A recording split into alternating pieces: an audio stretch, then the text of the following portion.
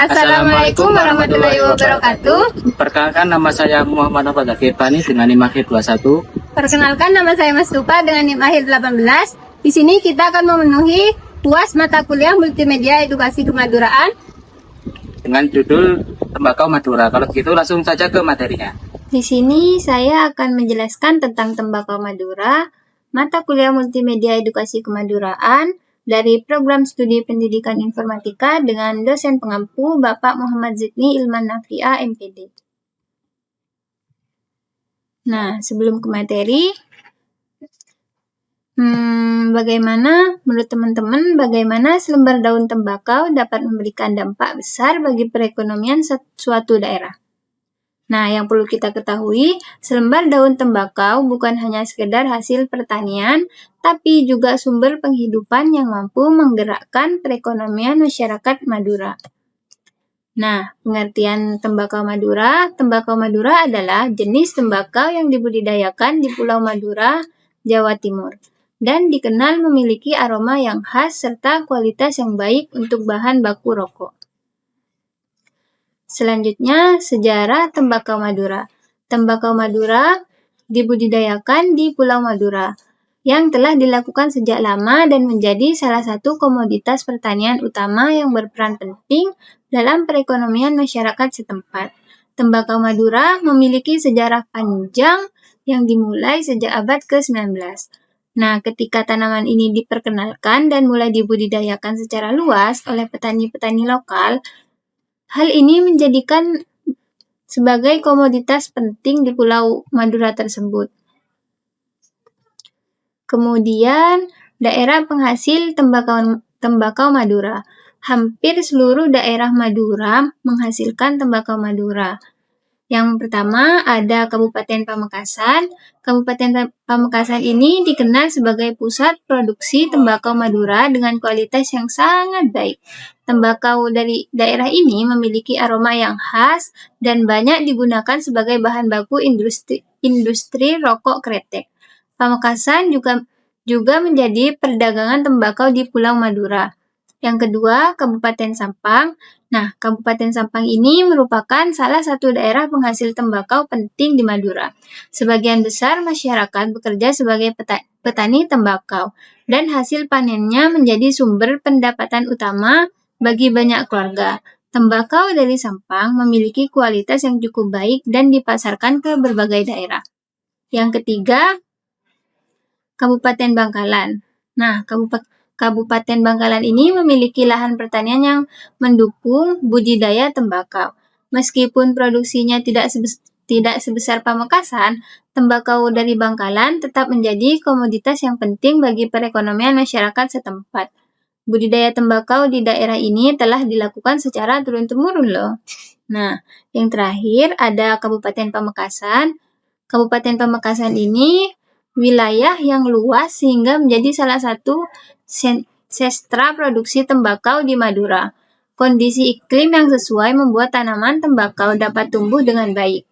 Selain menjadi sumber mata pencaharian masyarakat, hasil tembakau dari Sumeneb juga berkontribusi terhadap perekonomian daerah. Nah, selanjutnya ada kondisi lingkungan yang mendukung. Pertama, curah hujan yang rendah, lalu ada sinar matahari yang cukup, tanah bertekstur ringan dan gembur, kemudian musim kemarau yang panjang. Nah, wilayah Madura ini sangat cocok sekali untuk menghasilkan tembakau yang berkualitas tinggi.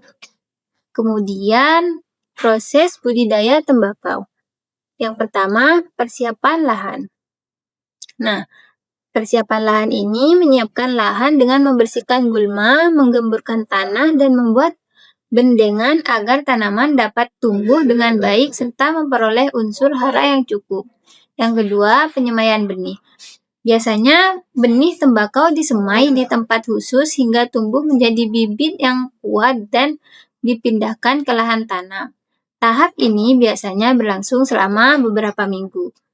Nah, yang ketiga, penanaman. Penanaman bibit yang telah siap kemudian dipindahkan ke lahan utama dengan jarak tanam yang sesuai agar tanaman dapat tumbuh secara optimal dan memperoleh sinar matahari yang cukup.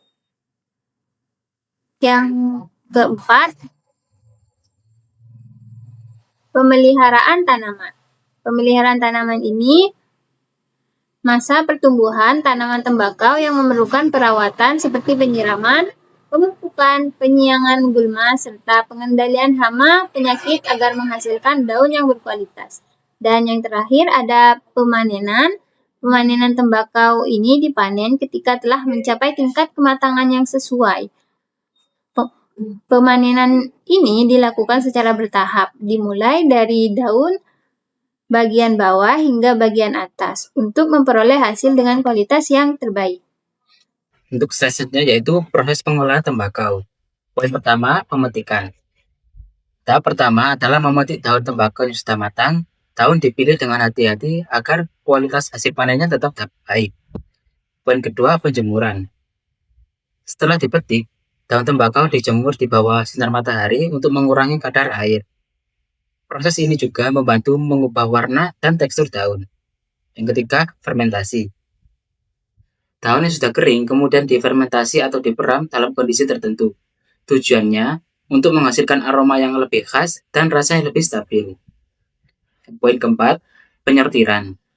Selanjutnya, daun tembakau dipilah berdasarkan kualitas, ukuran, warna, dan kondisi fisiknya. Daun dengan kualitas terbaik akan mendapatkan nilai jual yang lebih tinggi. Yang kelima, pengemasan. Tahap terakhir adalah pengemasan. Daun tembakau dikemas dengan rapi agar tetap terjaga selama penyimpanan dan proses distribusi. Ciri khas tembakau Madura. Yang pertama, aroma kuat dan khas. Tembakau Madura terkenal memiliki aroma yang kuat dan berbeda dibandingkan tembakau dari daerah lain. Yang kedua, warna daun cerah. Setelah diolah, daun tembakau Madura biasanya memiliki warna kuning keemasan yang cukup unik. Yang ketiga, kadar nikotin relatif tinggi. Karena ditanam di daerah yang cenderung kering, tembakau Madura memiliki kandungan nikotin yang cukup tinggi. Digunakan sebagai campuran rokok kretek. Tembakau ini banyak digunakan sebagai bahan campuran rokok kretek karena mampu memberikan cita rasa yang lebih kuat. Tantangan dalam budidaya tembakau. Poin pertama, perubahan iklim. Cuaca yang tidak menentu dapat mengganggu proses pertumbuhan dan pengeringan daun tembakau. Poin kedua, serangan hama dan penyakit. Hama serta penyakit tanaman dapat merusak daun dan mengurangi hasil panen petani. 3. Fluktuasi harga jual. Harga tembakau di pasaran sering berubah-ubah, sehingga pendapatan petani juga bisa ikut terdampak. Yang keempat, biaya produksi yang meningkat. Harga pupuk, pestisida, dan biaya tenaga kerja yang terus naik menjadi tantangan tersendiri bagi petani. Pelestarian dan pengembangan tembakau Madura. Yang pertama, penggunaan teknologi pertanian modern. Pemanfaatan teknologi dapat membantu petani bekerja lebih efisien dan meningkatkan hasil produksi. Yang kedua, peningkatan hasil panen. Kualitas tembakau terus ditingkatkan mulai dari pemilihan bibit hingga proses perawatannya. Yang ketiga, pelatihan bagi petani. Petani perlu mendapatkan pelatihan secara rutin agar memiliki pengetahuan dan keterampilan yang lebih baik dalam budidaya tembakau. Yang keempat, pengembangan pemasaran produk tembakau. Pemasaran yang lebih luas dan terorganisir dapat membantu meningkatkan daya saing serta kesejahteraan petani.